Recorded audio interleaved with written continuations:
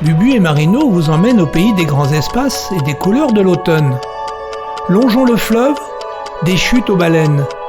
Montez dans notre car, attention au départ.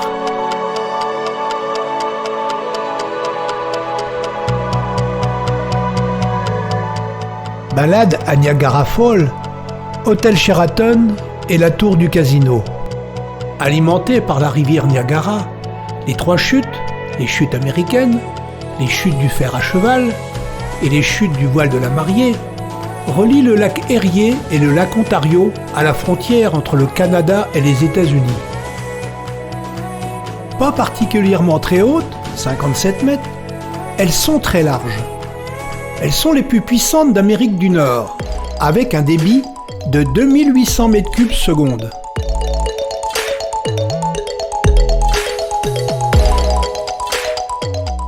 Pour aller au plus près, il faut s'équiper.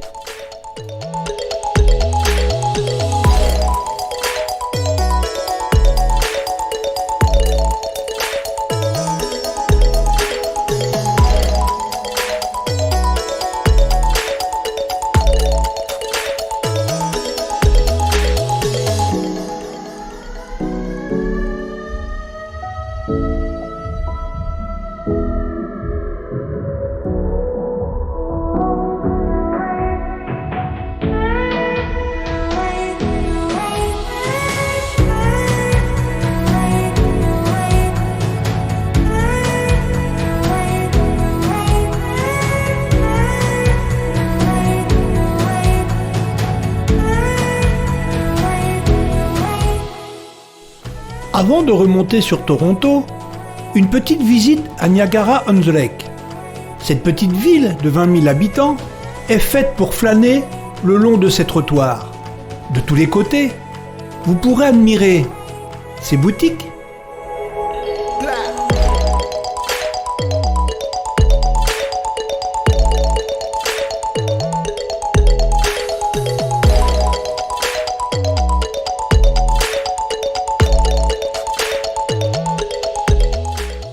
ces jardinières débordantes de fleurs,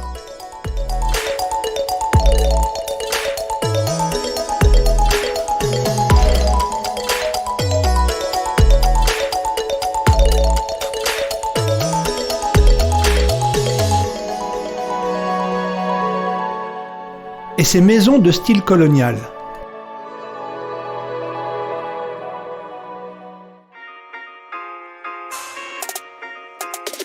Capitale de la province de l'Ontario, avec une population de 2 795 000 habitants, Toronto est la plus grande ville du Canada.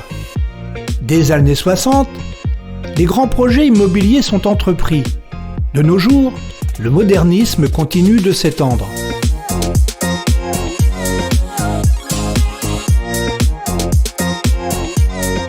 Symbole de la ville, la tour CN, canadienne nationale, haute de 553 mètres 33, fut la structure la plus haute du monde jusqu'en 2007. Pour les sensations, allez faire un petit tour dehors.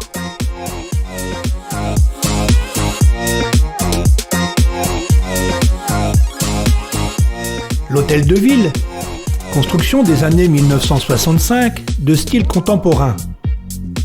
Le style néo-roman, l'ancienne.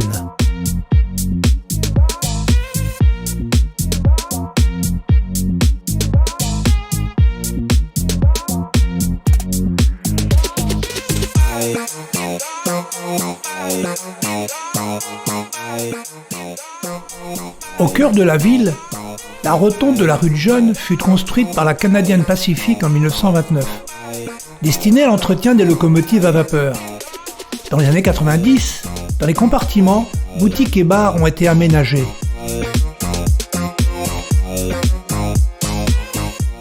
Repas dans un cadre assez surprenant.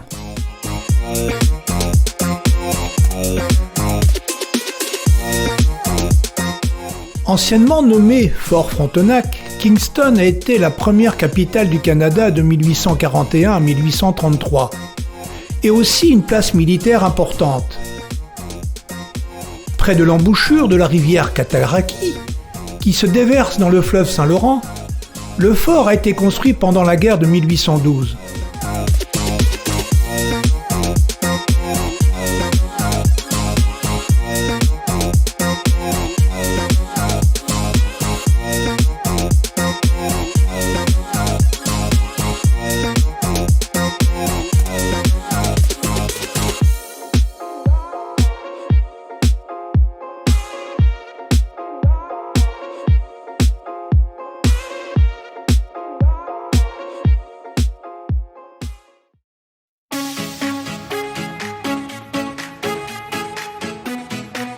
L'archipel des 1000 îles s'étend sur environ 80 km.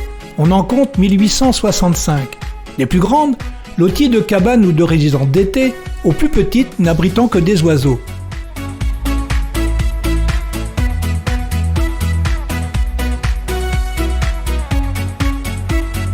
Voici le plus petit pont du monde qui relie le Canada aux États-Unis.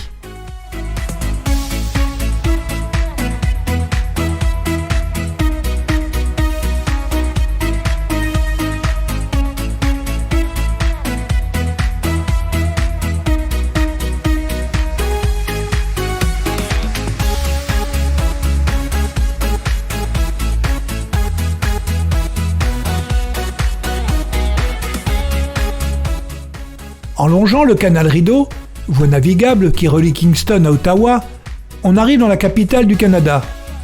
Le Parlement du Canada siège dans l'édifice du centre. Les deux bâtiments de chaque côté sont des lieux des diverses commissions.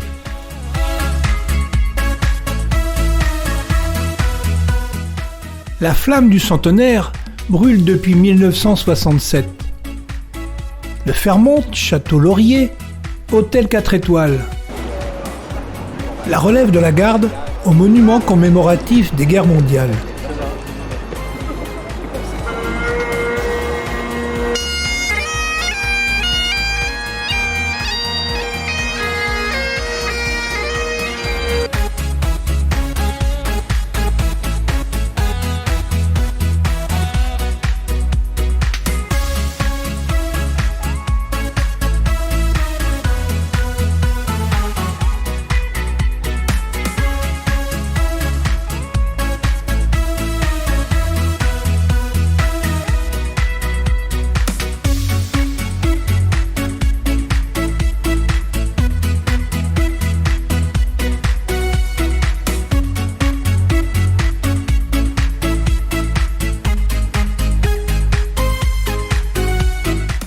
En quittant Ottawa, nous traversons la rivière Gatineau.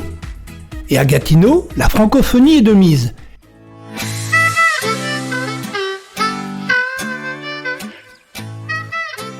Le stade olympique des JO de 1976, l'oratoire Saint-Joseph. En périphérie, on a une architecture de style néo-colonial, avec maisons en briques et bois. Le bâtiment, Sun Life, abritant la compagnie d'assurance du même nom.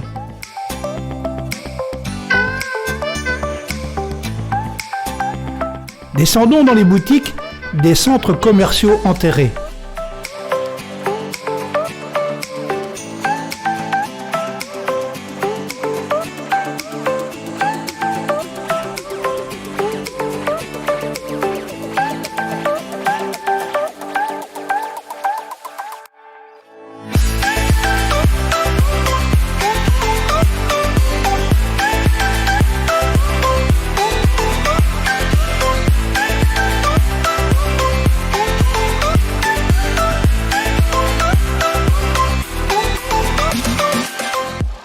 Place Marie et son esplanade.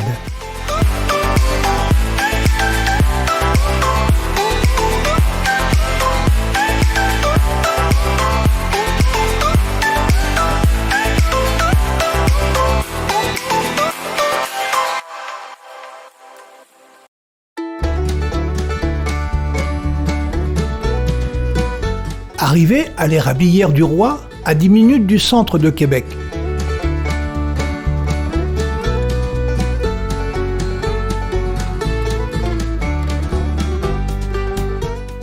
Le chalumeau que l'on insère dans le tronc est le seau de récupération de la sève. Lorsqu'une nuit de gel est suivie par une journée de dégel, à la fin de l'hiver ou au début du printemps, l'eau, la sève de l'érable, est recueillie, concentrée par ébullition pour en faire une solution naturellement sucrée appelée sirop d'érable.